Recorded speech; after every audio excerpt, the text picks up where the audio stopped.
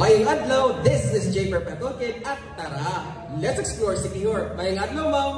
Mayang adlaw sa tanan. I'm glad to announce Janine's Bistro opened a day in front of St. Francis the Assisi Church, Siquijor Poblacion.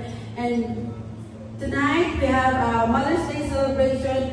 We have a buffet dinner. For details, maayong punta. So karong gabi i-open ato ang Mother's Day buffet starting 6 p.m. to 9 p.m. So admission is 780 for adults and 400 for 12 years old below. And also, if you want to avail our Mother's Day bouquet, just add 550. But we also have different selections of bouquet for Mother's Day. Care of Bell and Blooms. see you later. Try this